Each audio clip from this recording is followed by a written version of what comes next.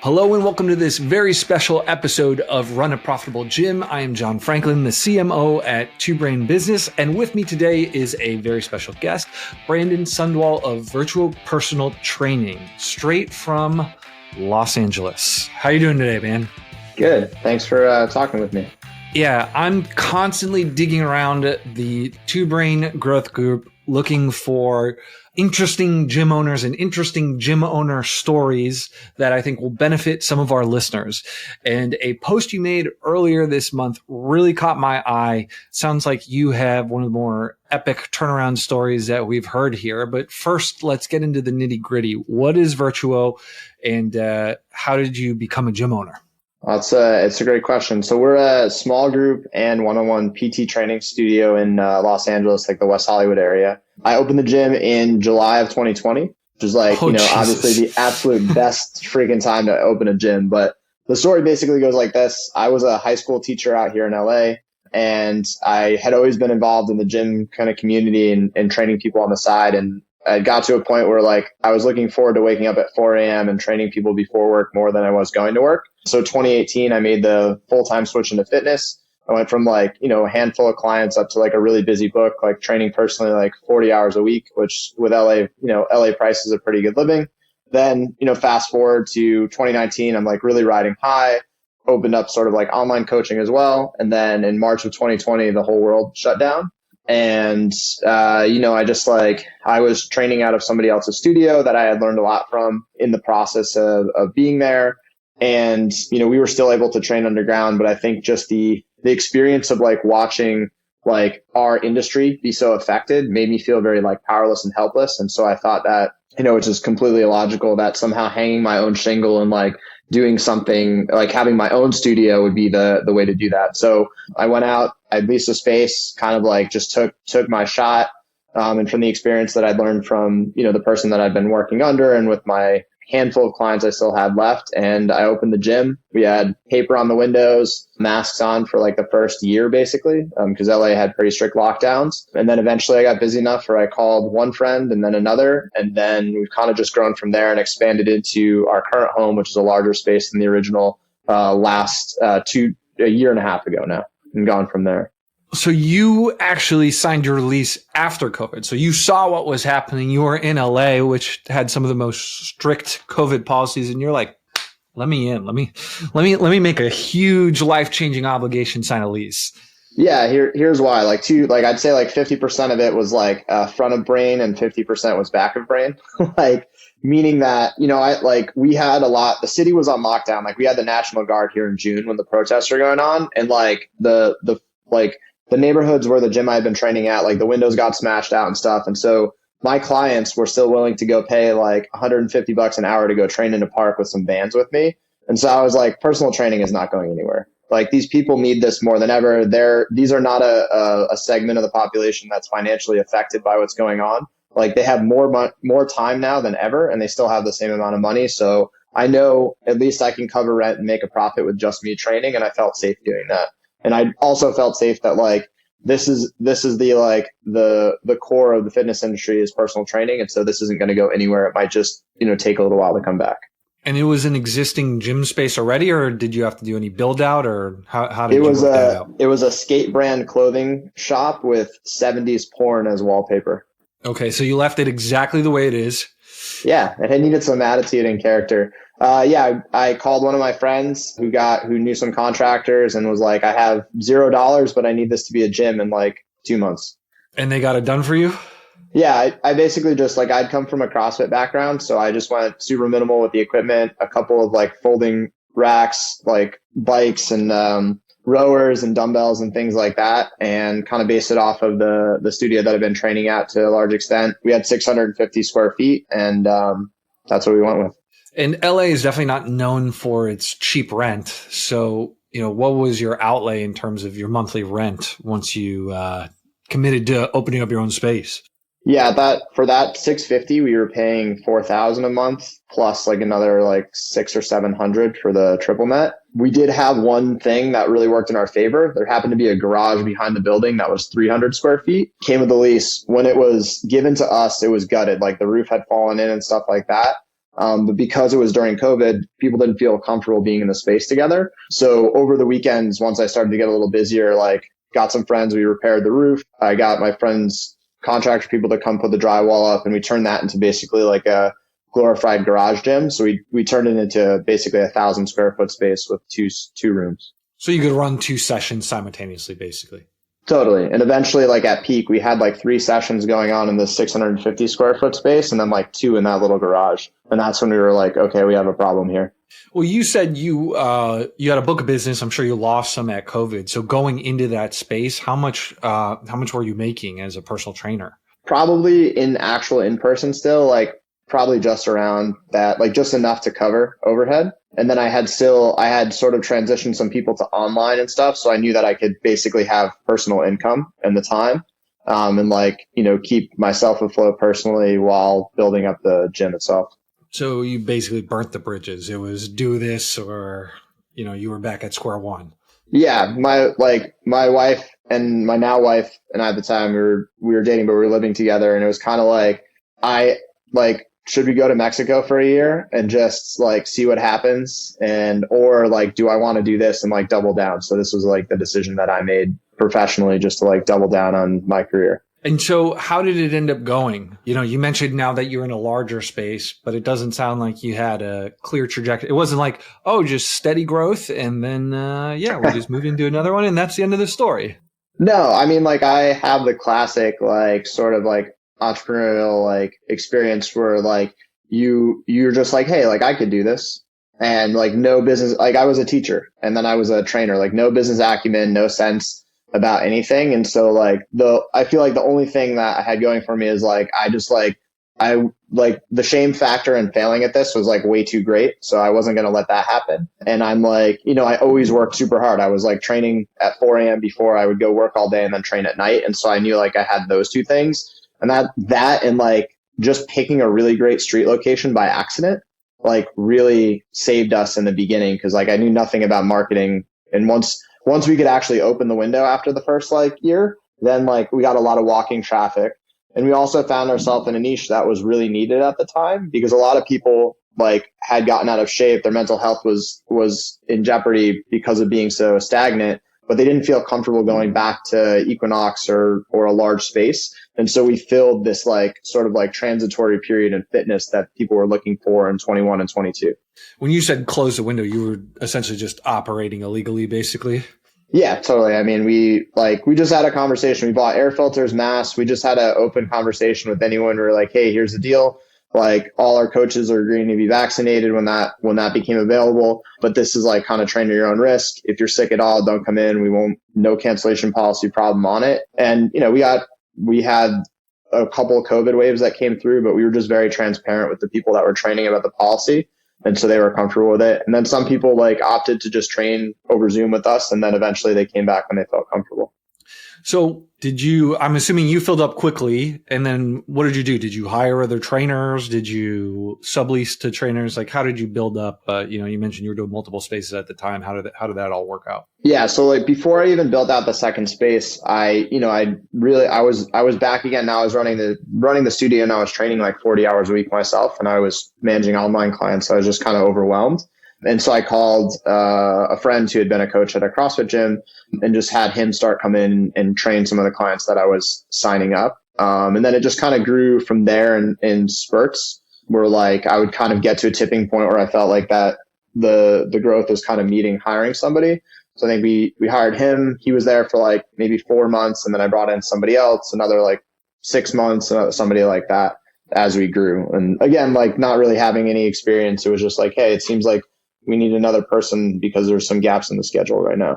Were you just kind of figuring it out as you go? You mentioned that you came from the CrossFit background. Did you have a good mentor or something along the way that made you feel comfortable, or was it just kind of like the blind leading the blind at this point? Yeah, not in a business sense. So like I had like the guy who ran the CrossFit gym that I had been like a coach at this CrossFit gym, and he had like really taken running a CrossFit gym seriously.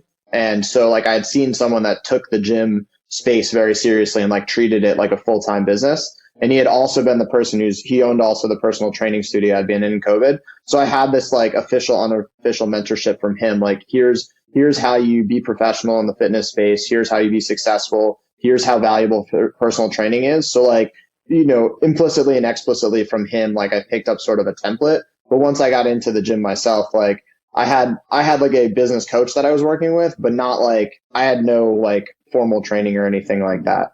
And you mentioned that you expanded. At what point did you actually move into your new location? What was the cause of that? Was it like you were training people at the wall, or you thought you were going to grow into it? What was the idea there? Yeah, I mean, I think it was a combination of one side, very optimistic, build it and they will come, because that's kind of what happened in the first place. And then also we had a dispute with our landlord. They were moving a restaurant in next door, and they were going to use our back parking lot for a food truck before the restaurant could open, which put the food truck directly between our two spaces. And I felt impeded our ability to do business. So I just said like, hey, like, we could have not paid you rent for all of COVID and been completely legally within bounds, but we never missed a payment. And like now you're affecting our business negatively. We feel like you're not creating a conducive business environment. And basically like we use that as leverage to then move into the larger space and just be like, hey, we know you're really trying to get the restaurant to take both of the units in our space. So why don't you just like take your money and we'll walk, no hard feelings, with like 4 months left on our lease. And what did that do to your expenses with the new space?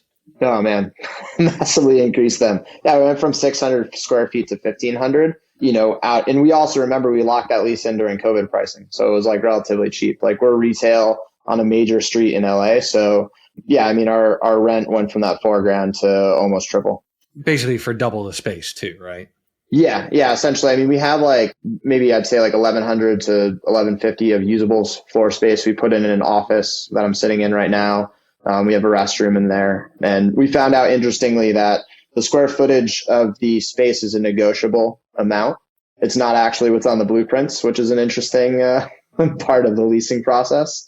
So the blueprints showed that the space was 1,400. The landlord said it was 16, so we agreed on 15. Anything in New York, LA, San Fran, anything's negotiable in those leases. Yeah. And yeah.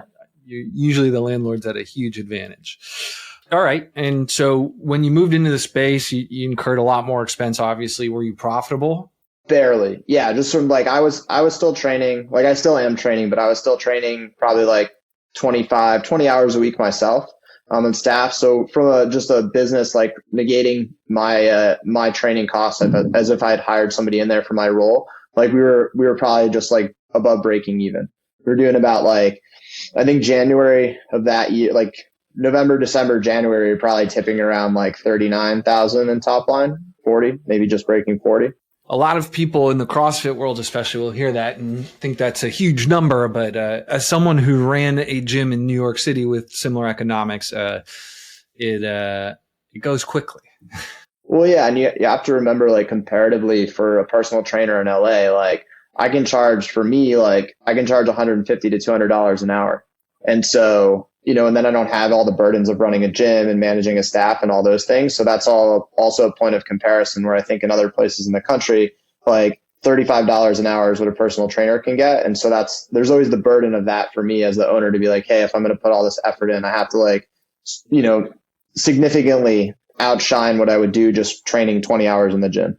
And so you said your approach going in was, if you build it, they will come. Did they come? No, it was worse.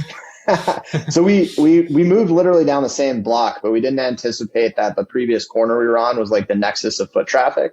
And so that really saved us a lot during that time, versus like where we are now, we don't get nearly as much. So like all happy accidents like that, it forced me as the owner to get like a lot more strategic about how I was going to attract business and like to learn, basically. Like it forced me to get better. And so what did you do to get bodies in the door? Well, at the beginning of the year, not much. I mean, we were just kind of relying on sort of like a very positive web presence that exists around us on Google and Yelp, especially asking for internal referrals, but not in a very strategic way. Just kind of like dabbling our hand in different things. Like we were doing the right things, but not the scope of them was not significant enough to have impact, which was a big learning experience. Like, oh, I tried this, it didn't work, versus like I tried it for 6 months all out, are two very different things that I had to learn. Yeah, exactly. There's a lot of people who will hear a strategy or get a nugget and try it for a few weeks and then get upset that they're not a millionaire gym owner in that time, when in reality, you got to put your head down and grind. So it sounds around this time, you also had some life changes as well, right? You had a kid.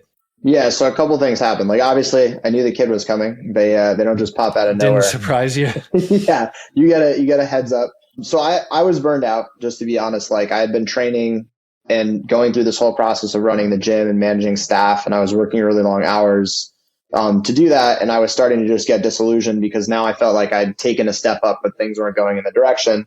At that time, a client approached me with an opportunity to help him start up a franchise in the fitness space. And I thought this would be an opportunity to train the hours that I was still training for that and like manage the two businesses at the same time. So that decision happened in like January, February. That process was taking place. My daughter was born in March of last year. And so my attention was kind of divided. Like I just figured that the gym was going to be okay. I just needed a lot of time to kind of grow. And then I would work on this other business for personal income, let the gym kind of grow organically until it was making more money and life was going to be awesome. But that's definitely not what happened. Yeah, you just grow into the space. We hear that a lot. Yeah, just gonna take the extra space and grow into it. And it's something funny that you mentioned, like you just got lucky. You picked a magical location. That just sometimes happens. Like my first gym was like that. It was literally on this epic corner that I had no clue. Like I'd been to the city once before I signed the lease, and just got absolutely lucky. And something like that has the potential to have so much more pull than you think it would until you move and then realize, oh shit, I'm not a marketing genius. I just happened to win the lottery. All right. And just to get clarity, you said the franchise, he was going to be a franchisee, or he's like, I'm going to start this franchise idea. Like what did he tap you to do here? Franchisee, he needed me to be the operator because he wasn't going to operate it. So he needed me to be the franchise operator. It was like, I won't say the name of the company, but it was like basically a franchise where you do remote personal training. And so like they'll like send people to your house. So like basically they would, like our role as the franchisee was to establish in Los Angeles this franchise where we would hire on the trainers as contractors, connect them with the customers and manage the in between like that through, a little bit of a tech portal and in between. It expanded to other services like in-home services and things like that. But we realized pretty quickly in the process that the business model didn't really have, legs, so to speak. And you mentioned before you took that on, you were working pretty long hours. Like what was pretty long means different things. It's different shades of bad when I talk to gym owners who say they were working pretty long hours. Like what were you putting in? Yeah. I mean, I think I wasn't working on weekends on a super consistent basis or anything, but it's just like the hours of the gym. Like I'm up early, I'm at the gym late, I'm still training a good amount, and now I have to manage these employees. So like hours per week could vary. A lot of it's like voluntary, sort of like self-development, like learning and trying things and stuff like that, as I'm sure you know. But yeah, I mean, not incredible, like not more than 60 throughout the week, considering like the stuff I would do at home, the training and stuff like that. But a lot of it was like, I didn't know what I was doing. So you have to like try a lot of things kind of stuff versus like now where I'm more efficient. I'm like, oh, that task really only needs 30 minutes, but you used to spend 3 hours because you thought it had to be done like this. Like there was a lot of that going on at the time too. So part of my own efficiency. And you're trying to squeak in time with your daughter. And then you're like, you know what I need? I need a franchise right now. I need to operate another gym. And so what ended up coming from that? Yeah. So, I mean, I guess so my daughter comes in March and then like I took 2 weeks off from the gym. I was going to take as much as I could, kind of get feedback. The clients I was working with, I had the other trainers with.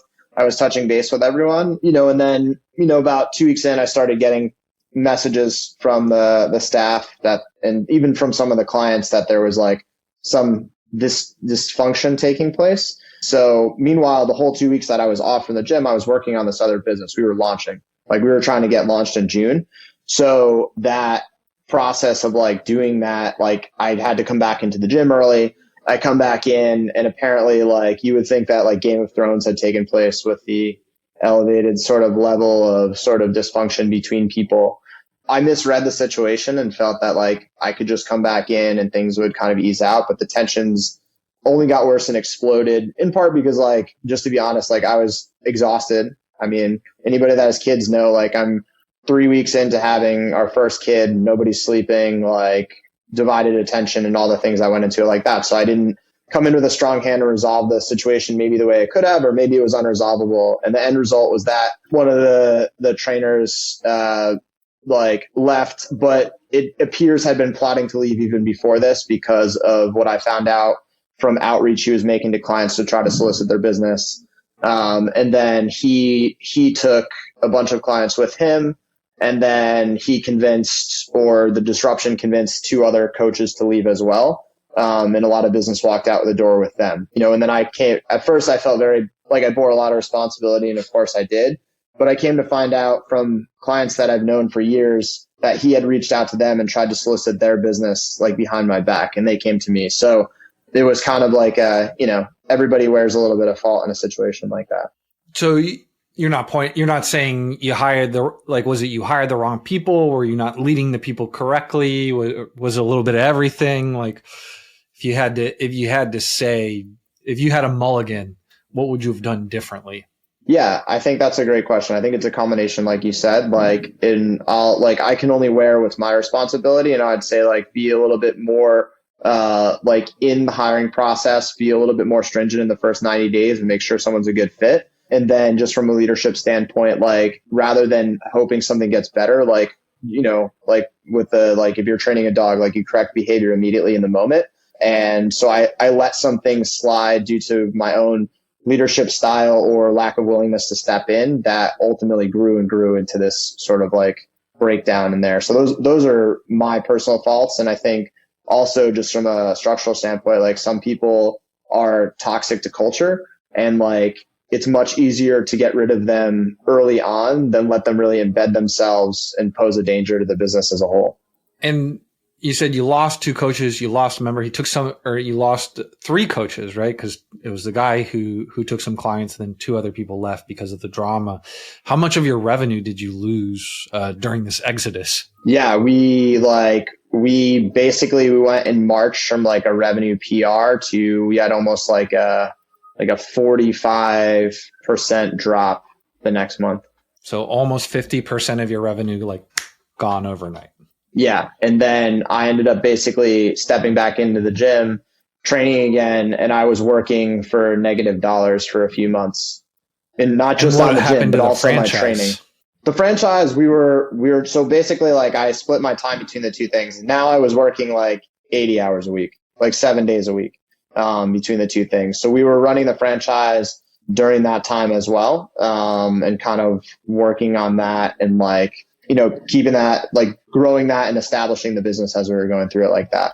So you went from ramen profitable in the gym to losing money in the franchise to having a little bit of time for your daughter to losing money in the gym, losing money in the franchise, and not being home at all.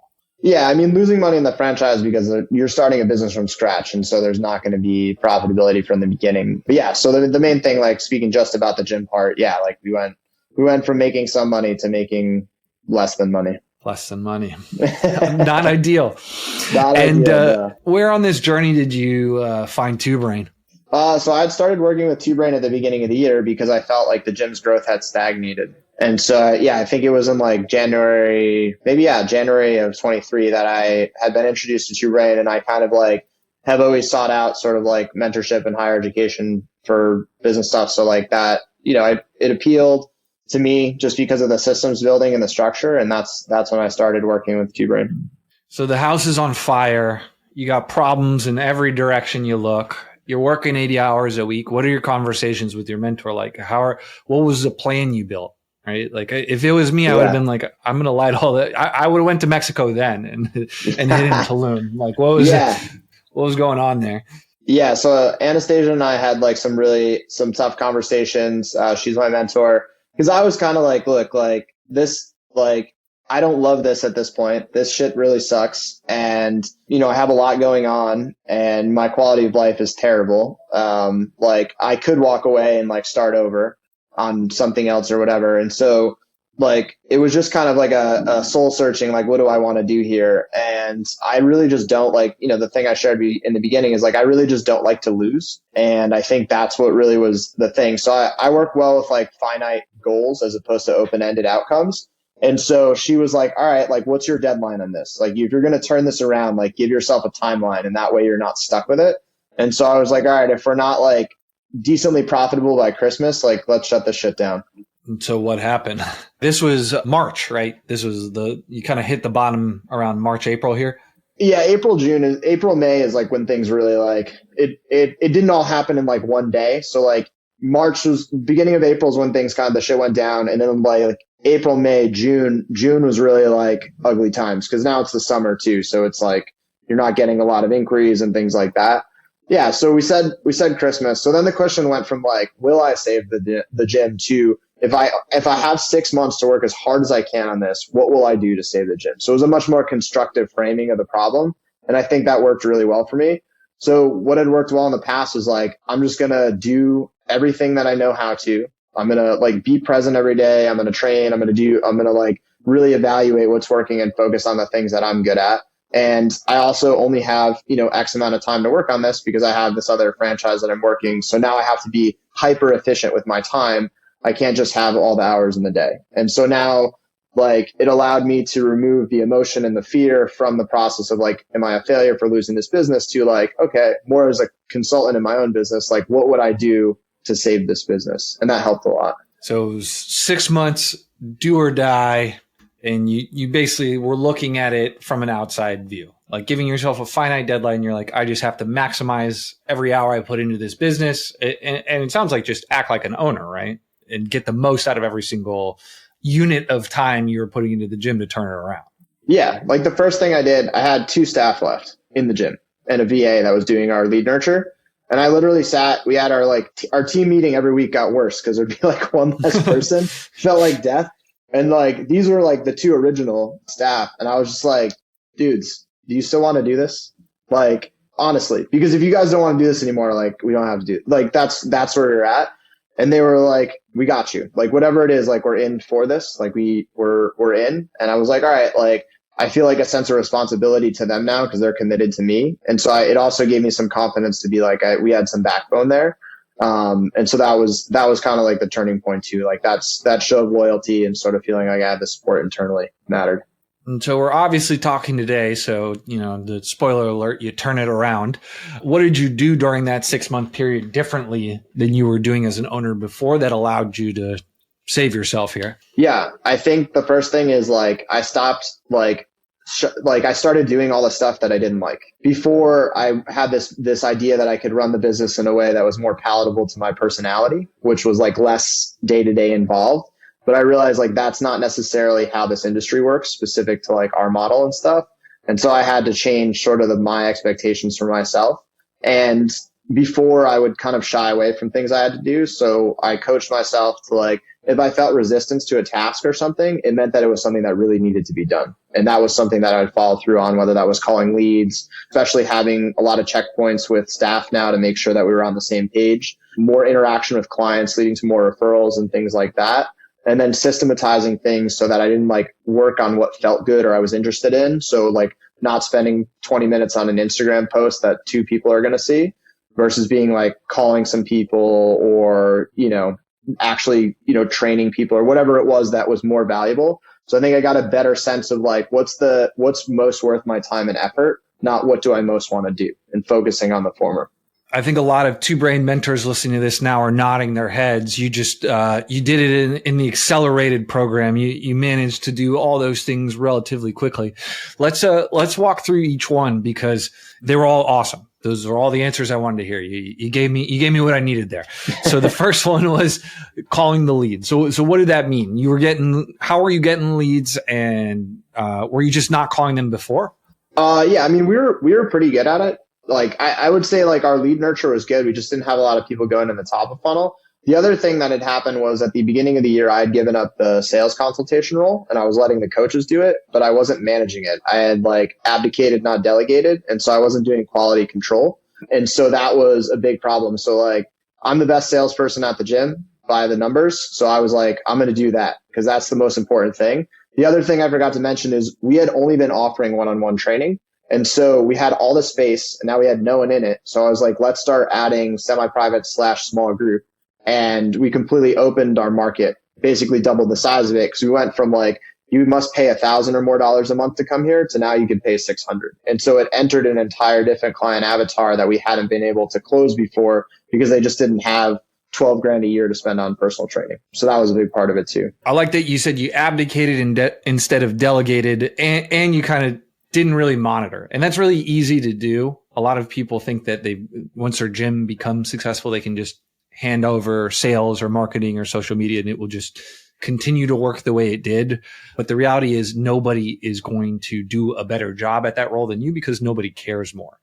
And a lot of people don't realize how, like, most don't track set show close by rep, but let's kind of paint a picture here of what that could cost for a gym owner who, it's like, I have my other guy doing it and he only closes 5% less than I do. But like, for example, what is someone at, like, the average person at your gym, what's that worth to you? Like, what's the lifetime value of a client? Yeah, the lifetime value is anywhere between $6,000 and $8,000. Our average revenue per member per month is about $750.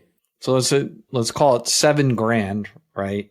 And so for every 100 consultations, which, so probably the amount a gym does in a year, maybe more for you because you're in a high traffic area, a 5% difference in close, that's 5 members. So 5 times 7,000, that's 35,000 in lost revenue. If you just have somebody who only closes 5% worse, right? And so a lot of gym owners, if you're listening to this now and you do delegate your sales, like, that's a true cost of something like that. And so if you have areas in your business where you can generate that 35,000 elsewhere, power to you. But I always love to paint it out by numbers and extrapolate across like a longer period, like a year, to see what that truly costs. Now, the second thing you said that was great is you just talk to members. And somehow when you talk to more members, that led to more referrals. What were you doing before and what are you doing after? Yeah, I mean, like, just to share about me, like, I'm a pretty introverted person. And so like the last thing I want to be is seen in a big space and be the center of attention. And so I think I let other coaches be that in the space. And so when they walked that role, and sort of like a lot of clients walked because of that. And so like I had to bite the bullet and just be more interactive. And so like, I believe this is your line, actually, specifically, like, conversations equal conversions. And so I like sales and I like feeling like I'm successful at winning and acquiring clients. So I started looking at those conversations, one as feedback so that I can improve retention, and then 2 as potentially lead generating conversations. And so that reframe made it, like, again, more palatable to me so that I was seeking them out as opposed to like shying away from that process. And then you mentioned systems and processes. What was different in your approach during your 6-month do or die period versus before? In regards to like the sales system specifically? It sounded, I think earlier you mentioned it was just systems in general, but it doesn't have to be sales specific. If there was one area that had more impact than others in terms of systematizing your business, we'd love to hear it. Yeah, I think something that I did because of the time efficiency I needed to do, I created something called the Monday routine, which is like a checklist for me as the owner that covers like all the areas of the business, from like finance to like operations, etc. And I just distilled down like what are like the 3 or 4 operations on a weekly basis that if I look at these or make sure these are done, we're going to be successful. So that was one thing that I make sure happens every week, even if I'm not present in the gym. The other thing is I started tracking leading KPIs. So, like revenue, session service, those are all lags. And so I noticed that like we were tracking sessions per week, but that's still a lagging KPI, because I would find with coaches, like all of a sudden they would have a week with like a 30 or 40% reduction in attendance. And so we started tracking leading KPIs. So I would say like, hey, the sessions for your clients need to be on the schedule for the next month. They need to be booked out because they're much more likely to happen. And so I would go through and I would look at the calendars and I would track weeks ahead, and then I would intervene it ahead of time. And so our attendance started to increase pretty significantly, like 20 to 25%. And so that was a big factor. So dear listener, if you're unfamiliar, leading KPI is just like looking out into the future, where a lagging one is more like a rear view mirror. So he gave the example of sessions. So a lot of people track in their gym management software, like how many sessions did I have last week? Something like that would be like, great. Like, okay, we had 100 2 weeks ago. We did 120 this week. We're improving. That's awesome. But if you're not looking out into the future to see how many on the calendars, you just wake up. It's one Friday. You're looking at your metrics, or you said you do it on Monday.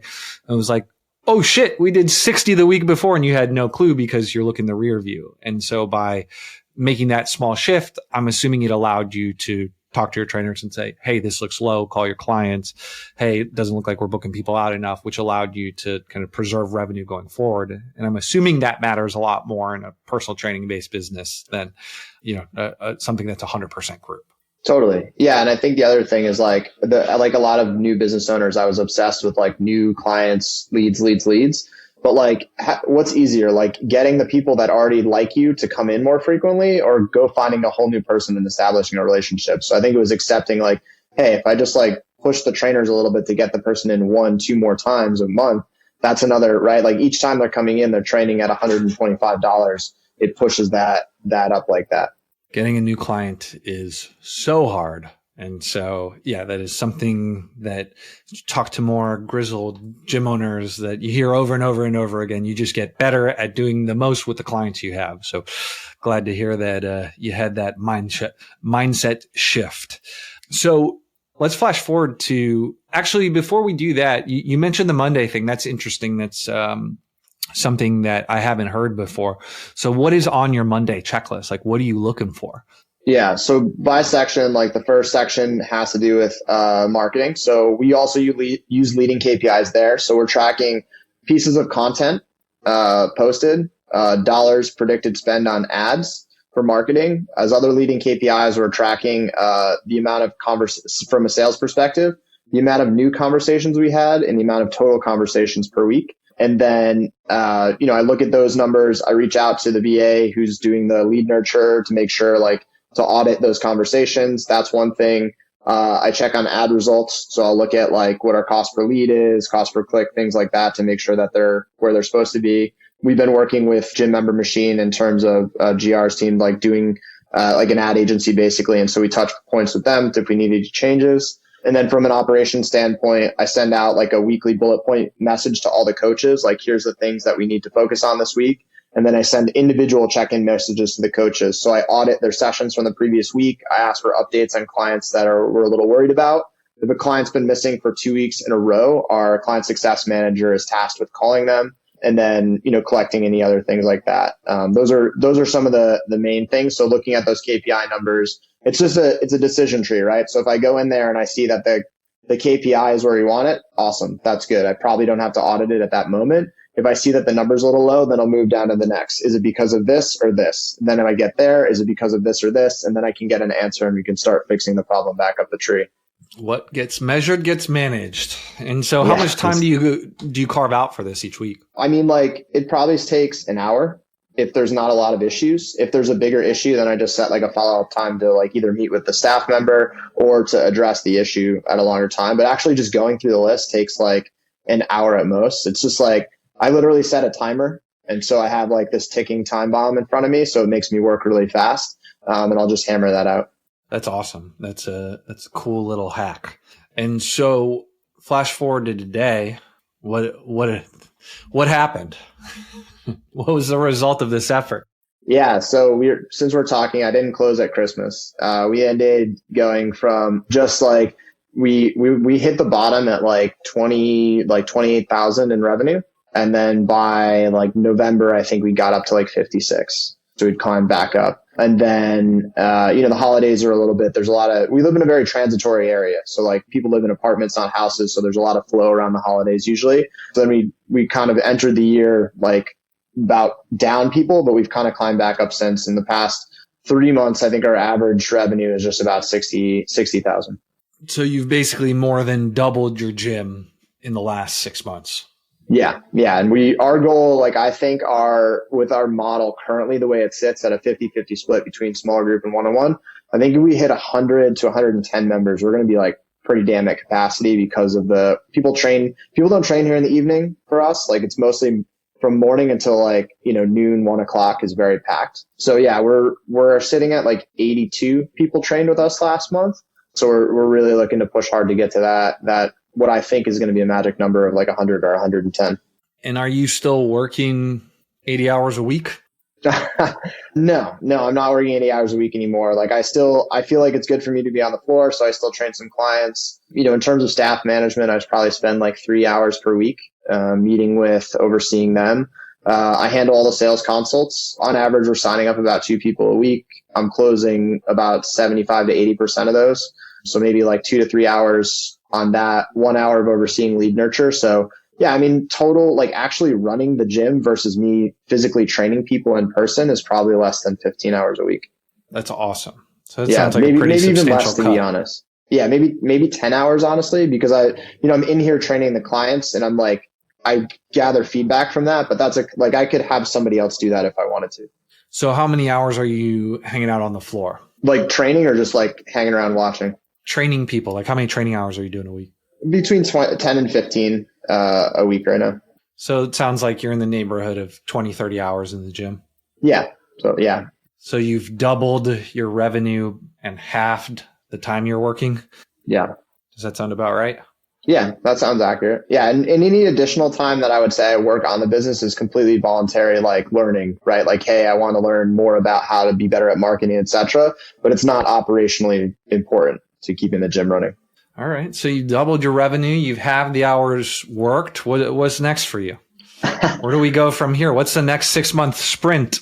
Yeah, I think like my big goal is like, I want to get to this 100 members. This is sort of like this goal that I set. It's a nice even number. And I think over time, our shift is going to be towards more of a small group facility because it allows me to pay the staff more. It allows us to have a little bit bigger pool of people, which through referrals begats more people. And I think it's also just a more sustainable system. And I think honestly, like people buy into the gym more when it's a group thing. So that's important. What's happened to your profit over this period? Obviously you were losing money, so it was negative profit. I'm assuming it's positive profit now. Are you in healthy margin territory? Yeah, I think in terms of margin, let me see. I'd say, yeah, like I think if you consider like total net owner benefit, right, including like if I was to pay myself as a coach at the same rate, we're looking at probably like just under 30%, maybe like 28. Which is tough to do in an expensive city with the type of overhead you have.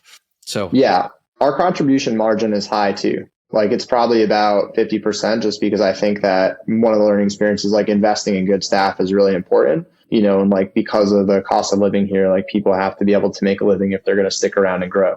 Yep. Always something I struggled with operating gyms in New York. It was very difficult to stay within the salary cap, but pay people a career long type wage. So definitely a struggle of owning a gym in a tier 1 city. So it sounds like you're a little higher than maybe the average that we would recommend, but that's kind of what you need to do to live in sunny LA.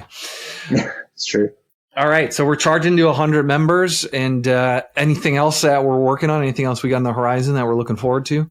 I think pretty much just that. Yeah, I think that will allow like me to step into more of a sort of like ownership and running the gym role. And I'm interested to see if like that is all I focus my attention on, where we can go kind of from there. I think that's the next big stop. Pretty sure that I don't want to own another gym, like a second location. I think I don't have to touch the hot stove on that one. I've read and listened to enough content on that. And so probably what I see for us is like our demographic we work with is like this, the cliche busy professional. But we're a little bit more honed on who that is and where we're helping them. So I think moving into more of like a corporate referral kind of element, as especially in LA, there's a big understanding of like the importance of mental health for productivity and physical health. So partnering with some companies to be a provider for them would probably be my jumping off point after the gym's in a really good place for the next 6 months to a year. Well, I'm looking forward to the follow-up interview 1 year from now to see how it has gone. I'm certainly rooting for you. And I appreciate you sharing and being vulnerable with us. I know it's easy to talk about success, but I think it's important to hear that it usually comes with a heavy helping of failure before that turnaround comes. So Thanks for opening up the kimono and sharing with the community. Yeah, absolutely. My pleasure. Thanks for having me. And that's all I got for you this week, gym owners, on Run a Profitable Gym. If you could do us a favor, subscribe and like. And if you want to talk about getting a mentor for your gym, go to twobrainbusiness.com and slam that book a call button. And if you want to hang out with other gym owners who are shooting ideas, we got a Facebook group that is free. Just go to gymownersunited.com, join, ask your burning questions, and maybe Brandon will answer you. Until next week, love you, miss you, gym owners.